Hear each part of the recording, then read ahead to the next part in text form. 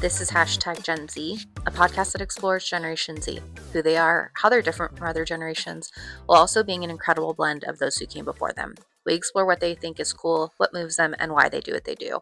I'm your host, Megan Grace. If you know me personally, you know that I'm a multi-passionate person. And if you don't know me personally, you now know that. And in this episode, we're talking about one of my biggest passions in life that I will take any opportunity to talk about if given the chance, and that is travel. So today, I'm blending two of my passions, Gen Z and travel. But we're not going to just talk about the postcard version of travel that's all Aperol spritzes and crowded tourist traps. And don't get me wrong, I do love an Aperol spritz in Europe. But we're going to talk about travel as transformation, empowerment, and access. We're going past the idea of what that bucket list trip looks like and narrowing in on distinctions that we're seeing with Gen Z and how this generation is redefining how and why we travel. According to a 2024 Expedia study, over 70% of Gen Z travelers say that their goal isn't relaxation, but growth. And an American Express travel report found that Gen Z is twice as likely as previous generations to travel solo. And they're more likely to choose destinations based on cultural immersion or personal development rather than just luxury or convenience. And they're getting smart about how they travel. Student Universe found that over half of Gen Z students say they would rather apply for a travel scholarship than book a traditional vacation. So, as we've talked about intention and planning and the use of information to build a life that is worth living, we're going to talk about that even further with travel. And that brings us to today's guest, who is actually the embodiment of this movement. Gabby Beckford is an absolute force. She's an award-winning travel creator, engineer turned influencer. She's the founder of Pax Light, her vibrant online community, and the visionary behind Seek PTO, a platform that helps people access paid travel opportunities. Not your one-day trips that are dream trips, but funded cultural exchanges, scholarships, fellowships, and global programs that most people don't even know exist. A first-generation American and Gen Zer, Gabby began her career in STEM before pivoting into storytelling and entrepreneurship and has built a community of over 800,000 followers.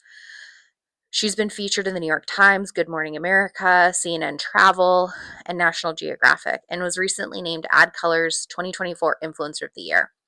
Through her work, Gabby champions accessible, intentional travel, helping Gen Z explore the world in ways that reflect their values. I personally love that Gabby calls herself Little Miss If There's a Will, There's a Way. So if you listen to her story, you'll understand why. At 17, she took her graduation money and flew solo to Iceland. By her 20s, she had funded travel to Dubai, Fiji, and South Korea, and even further than that. She didn't do all of that by luck, but by Googling, applying, and refusing to accept "that's not for people like me" as an answer. Gabby is a go-getter in so many ways. So let's dive into how she's making going places kind of her thing.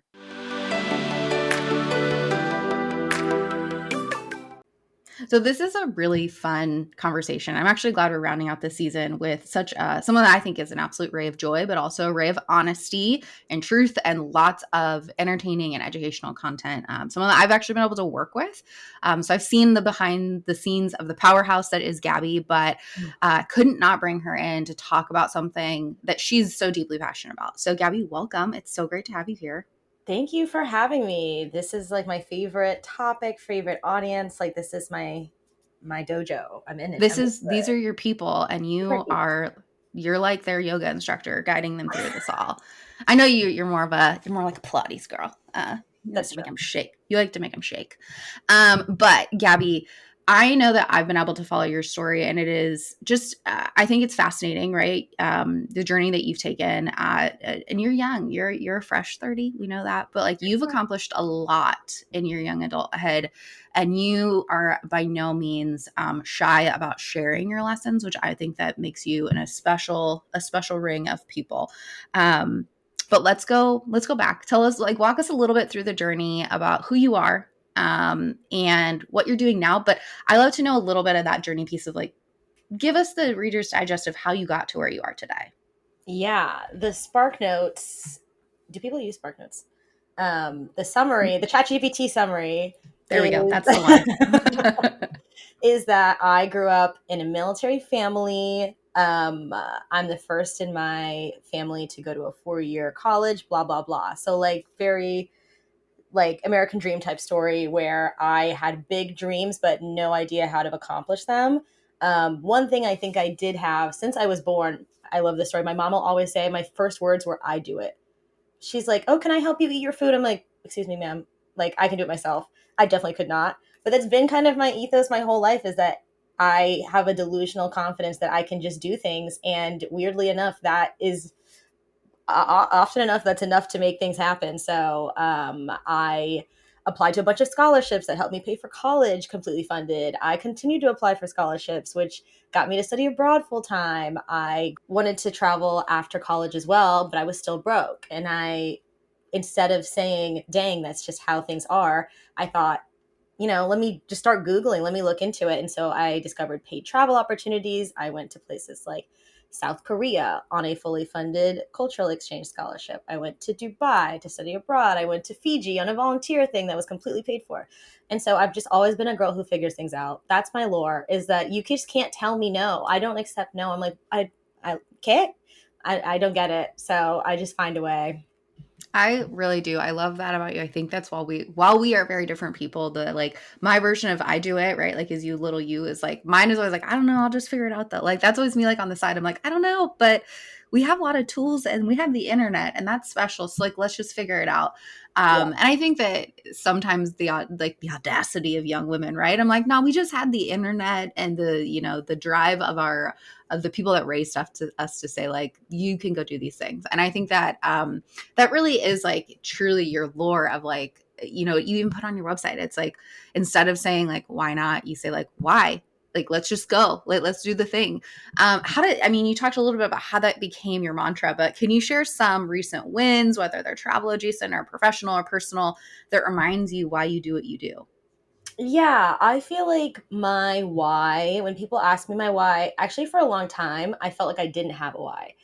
I felt like people's whys are like, I need to make my family proud. I need to like carry my bloodline, like these huge whys. And I felt like I've always felt like I've wanted things, but it wasn't necessarily one strong why until I think that I decided that was my why. My why is like, why not?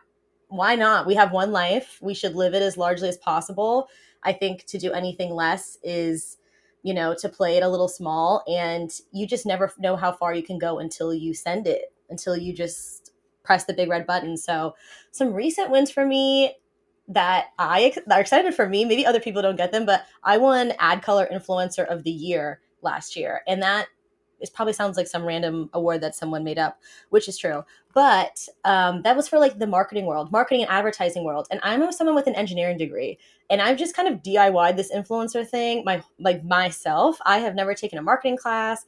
My elective in college was film study 101. So I really have just DIY'd it. And so to get recognized by the advertising world as a thought leader in the influencer economy, something that really didn't even exist 10 years ago, I was like, dang, you really can you have to be delusional because everyone else around you is also kind of making it up. Like none of this is it's all a very well constructed system, but just by trying, just by being in the room, just by saying, I'm going to put my name in the hat, who knows, you are probably more qualified than you think. I think maybe that's my lesson from these recent wins, is that, yeah, you're just probably a lot more qualified than you think, but it's just scary to look at that big mountain.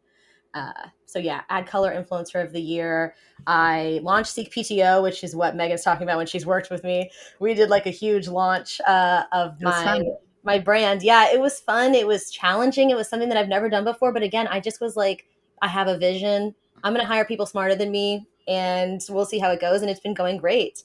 And yeah, we've in some awards for that. I'm going to Cayman Islands this month. Like, it's just like, to me, any small thing is a huge accomplishment, because there was a time where I was driving to work 3 hours one way and hating my life. So there's so many wins every single day that I count as wins, because I've just made my dream life brick by brick. I love that. And really, like, first of all, winning Ad Color is like not a small win. That's like huge. That's massive. And you're absolutely correct. You're like, But you don't ever deny the fact that you have an engineer brain. Like, I like to remind people that I'm like, Abby has an engineer brain. So like, she's gonna figure it out. Like, she's gonna figure out the system of marketing and advertising. Like, it's True. amazing that it is. It's so cool. And I think where you're really underselling yourself is that you have like an immense amount of passion and Yeah. drive. I don't think it's absolutely delusion at all. Like, you really are taking what you're passionate about and you're like, I'm gonna make it work. And like, that is something that when those two things match up, like, it's not like you're some creator where you're like, I'm doing this as a vanity project. Yeah. No, I It's feel something that compelled by something. exactly. And that's where I think like your storytelling is so easy because you are compelled, right? So like, while you're like, I might not have like an immediate why, I really think you do. So Yeah. please stop selling yourself short. I hate when you do that. Oh, thank you. Okay, so let's go back to little Gabby or 17-year-old Gabby, which might feel like a long time ago. You took your first trip to Iceland alone. I could barely go to Target by myself alone. So what I really couldn't. I was Well, like, that's treacherous. Mom, Iceland's really safe. Mom, You gotta like, you're gonna spend some money at Target. there's suburban meanies at Target. You know, you gotta be careful at Target. Okay, but you went to Iceland by yourself before you could really vote in a formal election. What was that like emotionally and practically? I think there's a lot of young people that want to see the world beyond their school and their community, and they might look to that and say like, I could do that too. But how did that trip really point you in the direction you are now? But really like take me back to you being 17 and be like, I'm just gonna go do this. Yeah, I feel like a lot of my story is just me feeling an instinct compelled, let's say a compulsion, but something I feel like I'm just very in tune with my life. I've always said I do it. I've always had a growth mindset. I've always said, if I challenge myself, what could happen? And so when I was 17, to be honest, I was just graduating high school from Stafford, Virginia, small town in Virginia, very southern, let's just say that. And I didn't feel like I fit in. I didn't feel like I was understood. I felt like there was more out there in the world, but I just wasn't seeing it. And I think that's where the delusion comes from, is like, you don't see it in front of you, but you know it exists. And it's not a matter of, does it exist? Is it meant for me? And it's just like, I'm going to go find it.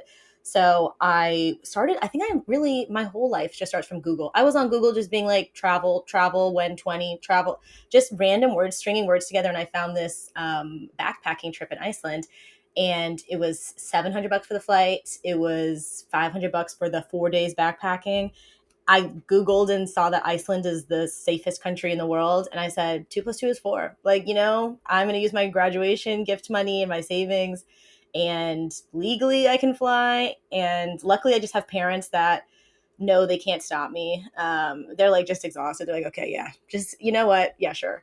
And they made me do my research and stuff. Like, I would never do things really irresponsibly, but I do things. I say yes. And so, yeah, I went and it was terrifying. And I love when I tell that story, people are like, I thought you said you were excited. I was like, in theory, I was excited, but in practice of being on the flight alone and people asking me what you're doing, strangers coming up to you, people are asking, are you going on this bus or this bus? And you're like, I'm just a girl. So, yeah, in practice, it was terrifying, but it also felt like I was meant to be doing it. I'm sure there are people listening who have done something terrifying, but they just take one step in front of the other and they're like, I have no choice. Like, I can't turn around, or I don't want to turn around. I know I want to go this way, but it's just not easy. That's how it felt the entire time. It was uncomfortable. I have moments, very vivid memories of me crying in a sleeping bag, and it's like 1 a.m. and the sun's out because it's summer in Iceland and it's like the northern hemisphere. So it's like 1 a.m. and I'm like, because it was just so hard. And I thought I was fit because I did high school sports. No, girl, I was in the back. It was very humbling, I think is what the point was, but it felt good. Like, I was like, I want to be humbled. I want to see how good it can get. I want to see how strong I can be. And I really feel like by the end of the trip, not me being so main character, I was like, by the end of the trip, I was like coming out over the hill and like just dirty. And I was like, no, I really feel like I matured in that moment and was like, no, I think I'm addicted to this feeling of travel can expedite your growth in ways that almost nothing else can. And it was just, I was hooked. And then you got to college and you like probably like took over that whole campus and you were like, I just did something really hard and you all just went to the beach this week. Like, cool. Talk about, I'm so Leo. I'm like, what did you do for spring break? I'm like, I don't know, I was in Iceland. What about you? They're like, PCD. I'm like, oh, that's fun too. Did you have really fun at those American beaches? I'm at the Um, Icelandic beach. Yeah. yeah, it's no shade to American beaches. Like people come from all over the world to see it, but I think you and I would agree. Like there's a lot of other beaches, other places that we can go see for Yeah. almost Once the you same get on amount of Google money. Earth for the same amount of money, you're like, oh wait, Right. there are options. And that's my whole lore too. Is like, wait, we have options. I You know can do you. it. You always show me like places. I'm like, I knew that was like geographically. I knew that was a place on the map. I didn't know that was a place I probably should go. And I feel like I learned something from you about like a new place that I'm like, I thought I was cultured and I wasn't. Like I thought I knew geography. I mostly do. But we can get I'm back to still that humbled later. every day by places I've never heard of or the next best beach ever. And I'm like, that's exciting though. I'm like, what's the point of Yeah. knowing everything? Like, I want to learn new things every day forever. Well, that and like there's just sometimes when you see stuff on the internet and like this is the gift of the internet where you're like, they've been hiding that beautiful gem from the Yeah. rest of the world and they're just telling us now. They've been Like gatekeeping.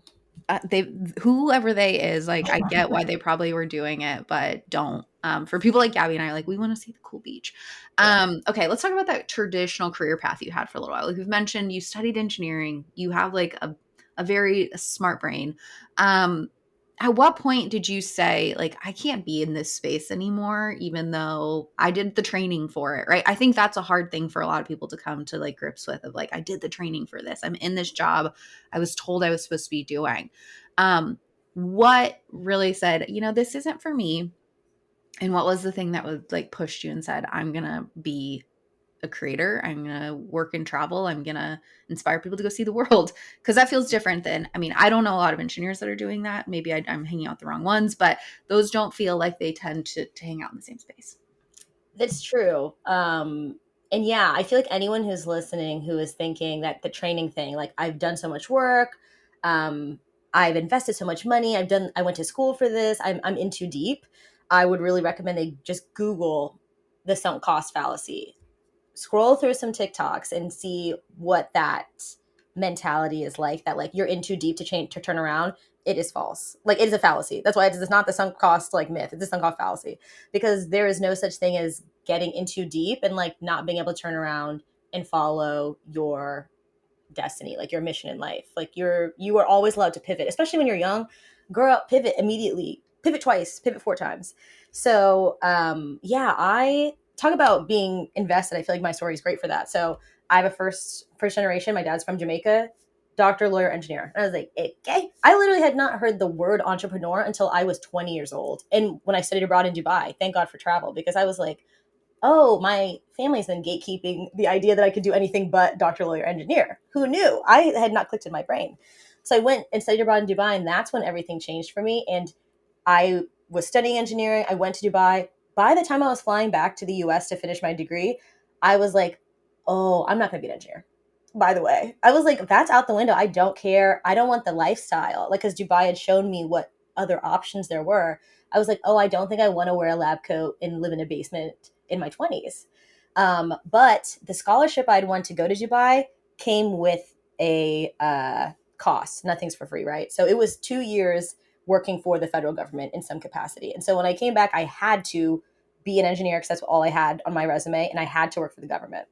And so I knew I had to do my time basically, but I, from day one, was leveraging that as a way out. I was like, can I get a job that my team's really nice. Maybe they let me work remotely. Can I get a job that has like different locations around the country? So maybe I can like eventually be able to be based at different ones. Like I was always on the way out. I'm shocked that they didn't sense that in the first interview, but I also was excited for it. I think I'm an experienced person in the experience of being a corporate girl, of clocking in, I had like a cat card too. So I also saw that as very invaluable experience in my life.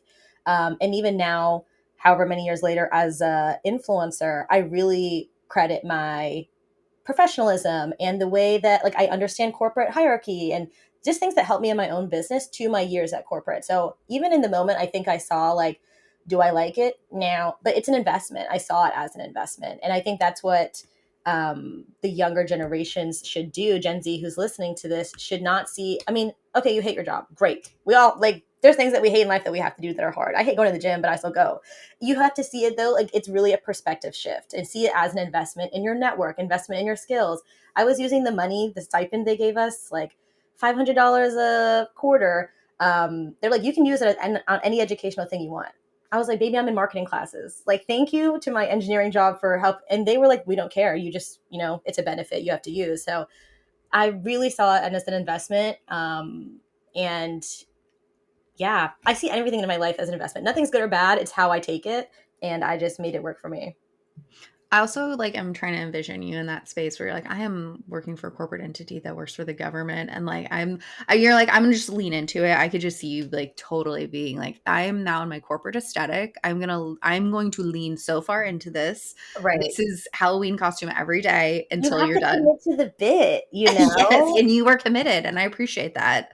I You were also also did. There was a moment where I almost got fired because I took a flying lesson on my lunch break. So I maybe wasn't the perfect corporate child, but like, haven't we all been there? we've all pushed it a little too far at one point in our life. You My went in the boss is plane. calling me, and I'm in a plane. I'm like, hey, I can't talk. He's like, Hey, yeah. you can't be flying a plane and texting at the same time. Like that's like a number one rule, I think. I don't know. I've never flown a plane. See, that's when you tell that story, I like cackle every time. I'm like, her boss just had to have known. Like if I had an employee that was like, hey, I'm flying a plane right now, I'm like, I would be like, take cool pictures, see you when you get back. And like just that's how you knew you like no shade, not a cultural fit. It's like when you find out in the relationship where you're like, I think that we want different things. That was when it started to click for me. I was like, oh, so this, you really can't do whatever you want when you are working for like a company. Yeah, I was like, that's when it really clicked for me. Like, not just to find a job I loved, but I need to work for myself. Like, one of those authority problems, I got that, whatever that is. It's you wanting to do things yourself. You were telling your parents you didn't even want them to help. So I wouldn't, it's just who you are. There's nothing wrong with that. Okay, Gabby, let's talk about Seek PTO. I know that I'm acutely aware of what it is, but there's lots of people that might not. And I think it is such a great thing that you're doing. And it's so unique and so creative. This is just me telling you all the great things about yourself. But really, what is it? What does it mean for its users? And how are you using it to reframe the concept of PTO? Because like you and I both work for ourselves. We don't really know what like paid time off is. We just take time off. But a lot of people might think of it as paid time off. So let's demystify that. What is it? How can people use it? And really, how has it become a part of how you're helping people see the world? Yeah. So paid PTO means paid time. So every day, PTO means paid time off. In my world, PTO means paid travel opportunities. And it really is on purpose that I coined that term, because I want people to reframe. It's a perspective shift. I want people to reframe how they see their freedom, how they see travel. And it really should be a crime how limited time off people get, especially in the US. Like just 1 week to recalibrate and rest from work is crazy. But I think if you use your time and your travel intentionally, you can really get rest and get growth. And I think that, again, is my whole lore is, you could disassociate on a beach in Mexico and come back and be like, okay, back to the grind. Or you can learn something and meet someone and see something and have a perspective shift that alters the rest of your life. And I'm like, again, that just seems like a better investment for me if you have the same amount of 7 days. So PTO, seekpto.com is the whole website name. And it is about finding these paid travel opportunities that remove the barriers of like financial access and awareness access. We were talking about gatekeeping. These things have existed for so long. Like my study abroad in Dubai, for example, I came across it on Google, but if I had been in a network, if I had, I don't know, a family legacy of Carnegie Mellon and Stanford grad parents, maybe they would have known about these things. Like there's so many opportunities that are just gate kept by people not knowing about them, by being behind closed doors or paywalls or whatever, that I want to make them more accessible for people like me, which is like first gen, finding their own way, kind of hustling and being open-minded about it. So Seek PTO is just where I put them all on our PTO dashboard. Think of it as LinkedIn for travel scholarships, and they're not age limited. So I used them again to study abroad. When I was a student, I graduated. I was doing funded cultural exchanges in South Korea. I was doing paid to go to conferences in like Austria, and not related to me being an influencer, just these organizations want a certain person, and if you can find one that wants someone like you, whether that's just someone who's never been abroad before, someone who is doing a research assignment, someone who wants to go hiking for 2 weeks and then take marketing photos, like they have just so many different ways to get abroad that don't require you to go into credit card debt, or I don't know, do things that you don't want to do, or to not go at all. I feel like there are just ways to make it happen. And again, I am little miss, if there's a will, there's a way. And I have never had lack of will. And I will now collect the ways and give them away, because I'm like, I lose nothing by sharing these with other people, and to get DMs and messages every day where someone's like, wow, I'm the first, like, I found your site. It made me apply for a passport, and now I'm going to Austria, and I don't even have to take out a credit card or a loan to do it. Like, this is just a series of events that I never expected in my life, and I know it's going to change my life.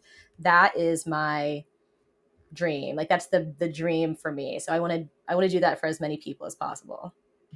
I love that. And you really do try to, I think, reach groups that sometimes don't travel until they're at a certain level of affluence, whether that's Yeah. younger women or, women of color, or single people that think they can only travel once they go on a honeymoon. And you're like, no, there's a whole world out there. And I think I'm like getting sappy and emotional. Like, my grandmother would have been obsessed with you, because my grandmother was like one of those ladies that, like, she didn't travel for so long because she was raising 5 kids and then like Wow. was married. And she was like, you know what? These kids are out of this house and my husband's not going to go with me. I'm going to go myself.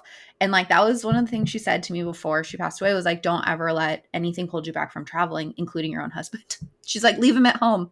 We'll And I be said, there. okay, leave him at home. And sometimes I do. But I think that this idea that you're helping, especially like a lot of young women, and it's not just the girls club, CPTOs can be for the boys too. Or what?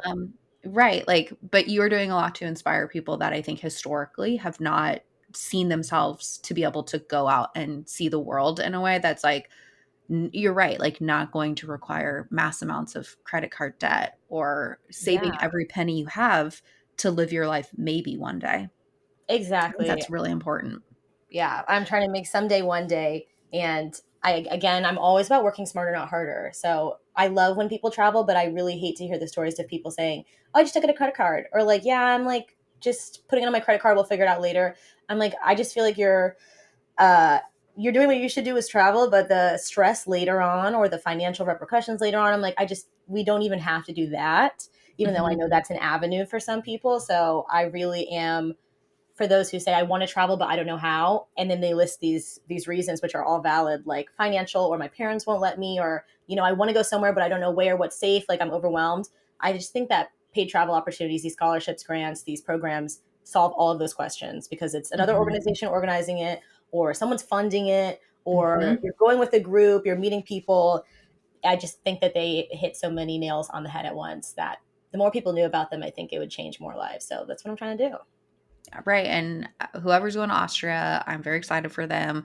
I like finagled my own way to do that. Like, when I was in my 20s, I had a speaking engagement in London, which I'm very lucky that I got to do. So, like, technically the client paid for my flight to London, but then I went to See? ski week the week before in Austria. So I was just paying for like my trip to Austria and then like my time in. But I was, and I love, like, Austria is one of my favorite places now. And I've been back 2 or 3 times and it's gorgeous. And I hope they have the best like spetzel of their life, whoever that Mm. person is. Oh, so good. And now I'm just thinking about Austria. Okay, Gabby, let's talk about Gen Z and travel, because you yourself are like, you are in my like Gen Z Mount Rushmore. You know a lot about how your peers are traveling. And I think that as Gen Z's growing in their economic mass, they're gaining more financial buying power as adults working now. So they're gonna kind of shake some stuff up in the travel space. Where are you seeing that Gen Z is traveling differently, especially compared to prior generations? We know that they're hacking it because they hack things. They've hacked things that probably didn't need to be hacked. But what are some other things that you're seeing with Gen Z and the way that they're approaching travel and kind of like this experience of seeing the world? Yeah, I would say that shout out to the millennials. I feel like they were the babies at one point and the golden children, and they got so quickly moved into just the middle. But the millennials, I feel like we're very balanced people. The millennials, like luxury, they like backpacking, they like the middle of the road, they like the all inclusive, they just like a little bit of everything. Whereas I feel like Gen Z in general is just a bit more extreme. They want to do the spend $1 and go to Vietnam for a month and like stay in host houses and um, hop on people's back of their bikes and stuff, like, the young adventurous thing. But then I'm also seeing the skew to luxury. It's about, can I get to the most it's no longer about like the most beautiful beach. It's like, can I go to Drake's island and like, can I see the hotel that I saw Nina Dobrev have lunch at that one time? Like, they want to be in these spaces that have a cultural meaning, even in America, like American cultural meaning. And yeah, I think they're chasing that. They're chasing a sense of community through that, I think, through belonging, to like be able to post that and say, oh, I went here, and someone else say, oh, I went there too, or I heard about that, or that's so cool. Of course, they're chasing kind of that internet notoriety. And then again, so that's those two extremes: super budget, bucket list, visual, like take videos, vlog it the whole way, and a luxury, same thing. And then there's the intentional travel, which is my bag, my faves, my golden children, who are those who are looking for travel to not just be a vacation, but they're looking for it to be a transformation. They want to feel like, you can go to Paris and see the Eiffel Tower. They want to do that, but they also want to see Monet where he went to school, or if they're an art history addict, if they're looking for like the most local cafe, they saw it on TikTok once and it's getting your clothes custom made in Vietnam. They want to go do that and not just go on the little gondola things. Like, they really are looking for hyper local experiences, and to feel like for a day they are Parisian, they are from Hanoi. And it's so cool. I think that it's really bridging cultures. I mean, we saw when TikTok went down, how many people went over to Red, which is the Chinese TikTok. And it was so cool to see that cultural exchange, and so many people being like, wait, China's like this is crazy. And it shows you how much the internet can really connect us with other people. And I have seen a wave of American Gen Zs going to China to visit, because China has these new visa programs, which are great. Makes it really easy to visit for 5 days without a visa, and just having their minds blown. It's all over my For You page. Like, well, right now the custom clothes in Vietnam is on my For You page because I'm going next month and I need to do that. But just visiting less talked about places, let's say, like the top 10 list, they're going to the 10 to 20s now, and they're digging in because it's a little bit more of an adventure. It's a little bit more unique of a story. And I think that social capital for Gen Z is really coming from uniqueness, like having something that not everyone has. I appreciate that take. And I think I have also witnessed that. We're seeing so many more people being like, I went to this country that you probably didn't think you could go to. Like, Kazakhstan's hot. I'm like, Kazakhstan, all right, girl, like, let's get Kazakhstan's out there. very hot right now. And I think that I love that that's what you're seeing with the younger generations, because I think you see the world, and like Americans, like, no shade to us, but like sort of shade to us, of we love to be like, I went to Paris, Rome, and London. Correct. And I'm like, did you know that there's a whole other part of Europe called Eastern Europe that's incredible and beautiful and affordable? And like, I'm only people that I like. So I'll tell you, and I will tell anyone that listens to the podcast, stop sleeping on Bulgaria, people. It is beautiful, beautiful. One of my favorite places I've ever been. And your money goes so far, and that shouldn't be the only reason why you go, but the people are so friendly and it's gorgeous. And their whole thing is like, they're like, we just grow flowers, like roses and sunflowers. Do you like that? And I'm like, I love that. It's just, I think that I love that Gen Z is going beyond just the typical, I'm going to go to Paris, Rome, and London when I leave the country. There's just a big world out there. And I love the idea of intentional travel and really curating it to the person. So I think that that's going to challenge the travel industry that's like, potentially marketing some very cookie cutter things. I think Gen Z is going to be like, you should give us more. Good. Which I don't hate that for them to say that. Yeah. Gabby, so one of the things that I appreciate about you is, like, again, you're the opposite of a gatekeeper. But you're also kind of a community curator as well. So you've got your Paxlight followers who are really like, they're your loyalists online. But you also have a, Young Travelers podcast and network, and you kind of try to bring people together and connect them. What are some of the stories or transformations that you've heard of through your community, and how Gen Z is approaching travel differently? Yeah. I mean, I found paid travel opportunities, and I think that it's attracted so many Gen Z because, again, they relate to the transformative aspect of it, but also the, I don't know how to, the je ne sais quoi, like the uniqueness of it. Like it feels like an adventure just to find one and apply to one and get into this program or this experience. Like it just feels like an adventure in and of itself. So one of the stories I love to tell is that we have a member of the Young Travelers Network, which is my Facebook group. Definitely join. Where she was like, I really want to, like, I'm a photographer. I want to do more. I want to travel with it somehow, but like, I don't know where to start. And through the community, she asked around. She said, are there any like summer jobs, summer gigs, whatever? Silence. 3 months later, she pops back on. Hey guys, I'm a photographer for Antarctic cruise ships. I'm in Antarctica for the next 3 months. And we're like, that is crazy. How did you get there? Like, she just had the best story of finding that opportunity through community, applying to it. Like, now she's on this big boat, and she's been doing that, I think, for 2 years now. Every season, she goes out there with, like, I don't know if it's Nat Geo, but just one of those big programs. She's just on the boat, like, doing her photography in Antarctica. And we have so many stories like that where someone will post in the community or find it through Seek PTO, find a program, and a year later they'll take a photo and be like, hey, by the way, I found this through the Young Travelers Network. I live in Cambodia and I'm teaching English for the last 6 months and I'm absolutely loving it. I had never even heard of Cambodia before I joined this group, and now I'm living here, and like people have gotten married in the group. Girl, there's so many stories. Yeah, just it's just exposure, right? It's like just Yeah. having people come into your life and be like, did you know this exists? And you're like, no, but now I need it. Like, now I want it. Like, I love that that's what your community does. And it's true. I'm a firm believer that the most adult thing anyone can do is ask for help. Um, yeah. in the minute that you do that, I'm also a believer that most people want to help others. And so like I love to hear that photographers just like, I want to go do something with my skill that like is not everyone can photograph things. Like that's just it's truly a skill.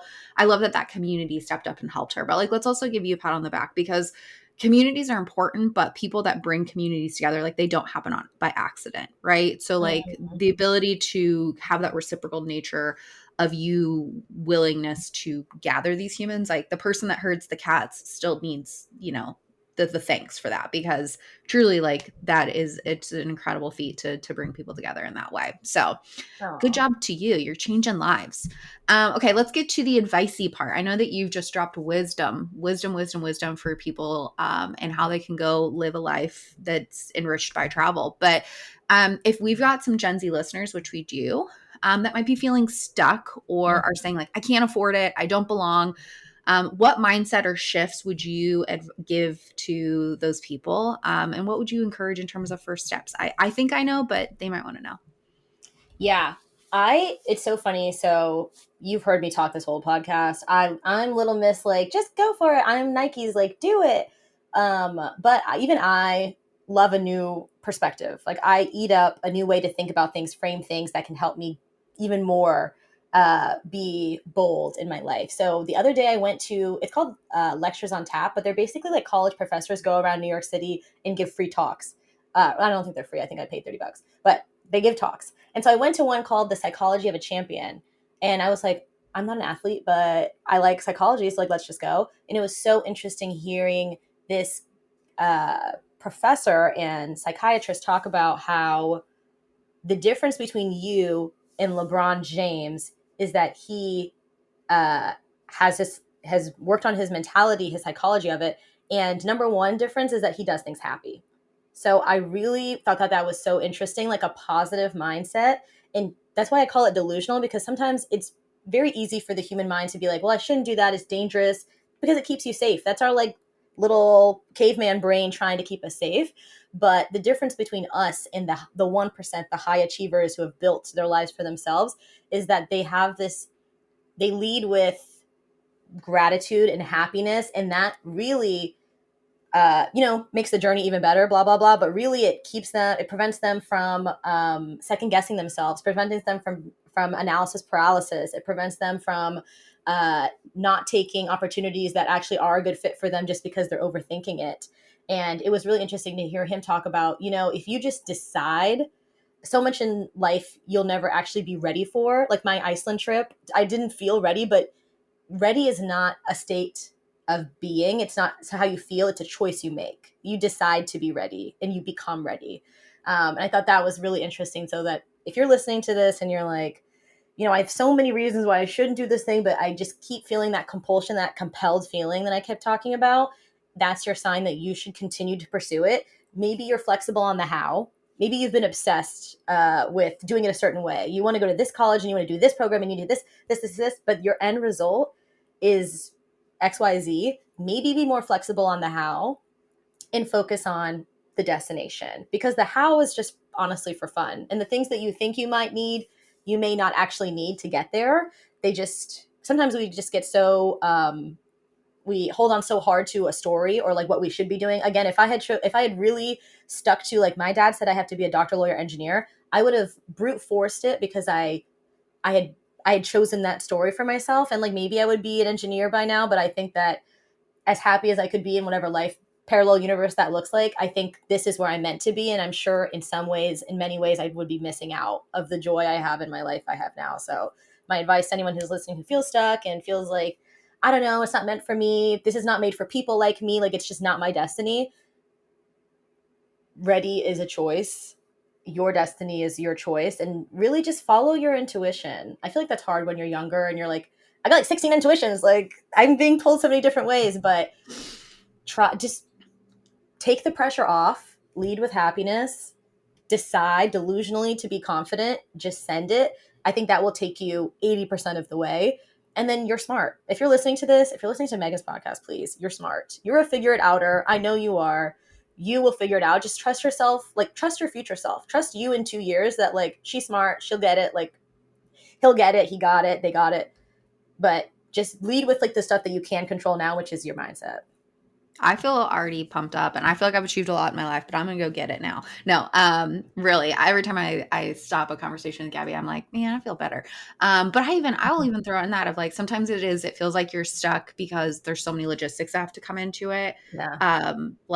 It's just like, I could go into my story of like how my life was not, I didn't grow up in a place of like a ton of diversity. And then I went to college and I was like, have y'all had Japanese food? Like sometimes traveling, cultural experience can just be having Japanese food for the first time and like exploring parts of your own town where it might exist, and understanding that, because I think for me, it's like even just minor exposures to things that are different is like, okay, I did one thing different. Now I'm going to read a book about Japanese culture and then I'm going to dream about it. Then I'm going to go to Japan one day. Right. So like I think it can cascade into itself. So for young people, I'm like, get out of your comfort zone just a little bit, even with one lunch at the restaurant that you're like, I've never been there before. I'm going to try it out and I'm going to engage in a different way. And I think it's the flexibility of the brain for, as you pointed out, it's the what you want to do. And then, being flexible on how you get there. 18-year-old me, first time having Japanese food, did not have the money to get to Japan. Right. But like, I'm already planning, like I'm going to go in the next 5 years. I'm going to make it happen. So, okay, Gabby, there's just so much that we could talk about and we really could go on. And you are just an absolute joy to talk about travel with and cultural experiences and going after life with like full vitality. But let's talk about Gen Z for a second. What is your favorite thing about, your Gen Z peers and the people in your generation? It's interesting because I think Gen Z really runs the gambit of personalities, of belief systems. Like, I like that Gen Z is kind of hard to define. I say that we're the generation of contradictions, to be honest, because we all want to buy a house, but at the same time, I don't want the responsibility of a house. And like, I want to travel the world. That's so me. I want to travel the world, but damn, my bed is comfortable. Like, we're really the generation of extremes and contradictions. And you know what? We kind of ate with that one. Like, I like that. I feel like that makes us flexible. I feel like we can say that we're really set on something, and then someone shows us new information, and we're like, you know what? Yeah, like we're so open minded. Generally, that I like that. I like that our generation, you never know what's going to happen next. There's probably an element of chaos that I like, that I'm like, I respect it. This life is what you make of it. Just go for it. Absolutely. Yeah. I will affirm as someone who sometimes there's times I'm like, how did this become your job, Megan? I don't know. But as someone, I will agree with you, as someone who has been studying Gen Z for 10 years now, which makes me feel very old. Um, that people are like, you haven't figured them out yet. I'm like, they honestly keep changing. Don't Okay. So forget me like, now. I'm doing my best to translate the youth for you people, but they keep changing. And they're changing so fast. And it's also the element of y'all are growing up, right? Like you Yeah, talked about like being in your 20s, and I've said it so many times. I'm like, their brains aren't even fully developed. So it's okay that they keep changing. So, yours is fully developed though. So we can feel really trusted in just barely. your But yeah. she's fresh, but she's done. Um, so yes, they do. Gen Z is going to keep you on your toes. I feel like every time I've really got a pulse on it, they give me something new.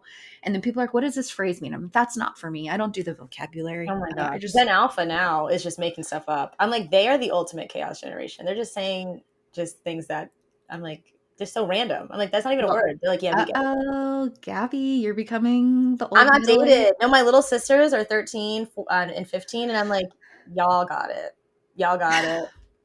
Welcome. You're now someone that a younger generation is going to make fun of. So it's I'm here welcome for to the it. club. The millennials are here to mentor you through this. That Gen Alphas, they're getting to the age of also the desire to roast people. Like they get Yeah, to that teenage space where they're like, we're going to make fun of someone. Let's just pick the closest neighbor we have.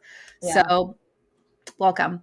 yeah. Well, Gabby, it has been per usual so fantastic catching up with you, learning from you, being inspired by you. I know other people will probably want to follow along with you. Um, I know all the places, and we're going to put them in the show notes. But where can people stay connected with you to bask in your wisdom?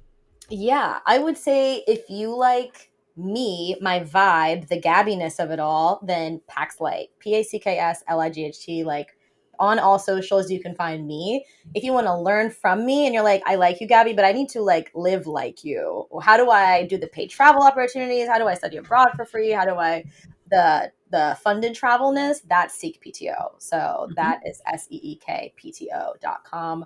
You can join us. You can join the free newsletter just to start out to see what it's all about. And honestly, if you Google Gabby Beckford, you will just see all the random stuff that I do. And that's the best way to find me.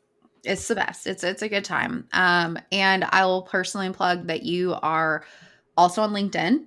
I'm a LinkedIn group. You've really become one, and I appreciate it because I love LinkedIn. But you are a delightful follow on LinkedIn because that's where I think you really polish up the professional side of things. And there's two girls that love to learn something new every day. You are definitely churning it out for people on lessons there as well. So, Gabby, thank you again so much for being here. Thank you so much for having me. This was amazing. Before we wrap, I want to zoom out and name a few themes from this conversation. Because what Gabby shared is more than just how we can travel, but also how to grow the agency and frame of mind to do so with confidence. First, travel isn't about money, it's about mindset. Gabby has this way of flipping the script. Instead of asking, can I afford this? She asks, who would pay me to do this? And that shift can change everything. Most opportunities don't show up by invitation or because someone knocks on the door and says, hey, do you want this? Those opportunities emerge because you had the nerve to go looking for it. Second, curiosity is a strategy in itself. Gabby is the queen of what she calls delusional optimism. She applies that to things even when the odds are low, not because she doesn't always expect to win, but because she refuses to count herself out before someone else does. She reminds us that rejection is temporary, but regret of not doing something is permanent. Third, building your own eligibility expedites your dreams. Instead of waiting to be chosen, Gabby creates proof as she goes. Websites, social pages, passion projects. She doesn't do it for the clout, but because opportunities tend to find people who can be found. She positions herself like someone who's ready, even before she fully is. You can take this same practice, document what you did, and how those things are getting you steps closer to your dreams, whether it's a job, a destination, or a trip. And finally, adventure is a life skill, not a luxury. For Gabby, travel isn't an escape, it's research and immersion. It's an opportunity to learn, expand, and evolve. It's how she checks in with who she is outside of her usual context. And that doesn't always mean flying across the world. Sometimes it's as small as deliberately putting yourself somewhere unfamiliar and seeing what parts you wake up. If there's one through line throughout all of this, it's that you don't need permission to live a bigger life or go after the things you want to do, see, or accomplish. Curiosity is free, audacity is free, and access is often closer than we're led to believe. Taking steps forward with curiosity, intention, and a little bit of dreaming could take you a lot further than you think. If you want to keep up with Gabby's travels and her many hacks for opportunities, you can follow her on Instagram and TikTok at PaxLight. That's PACKS Light. And you can also explore seekpto.com to find paid travel programs, scholarships, and global fellowships, just like the one she shared about in today's episode. Now, we'd personally love to hear what you enjoyed from this episode. What are you going to take away with you that you can apply in your life? Feel free to share that in the Spotify listener comment section, or you can rate, review, and comment wherever you get your podcasts. It really does help more people find these conversations. We are just about done with this season. We only have one more episode left, but we're going to be in the depths of planning for next season soon, and we're always looking for new timely topics and insightful guests to feature. If you have a suggestion, feel free to share your thoughts using the form on my website. You can also connect with me directly on LinkedIn or Instagram at Meghan M. Grace, and we can keep the conversation going there. I couldn't do this without the Gen Z team behind the scenes who brought this episode to life. This episode was produced by Callie Waters and edited by Leah Kramer. Thank you again for stopping by. Let's continue this conversation, and we'll chat soon.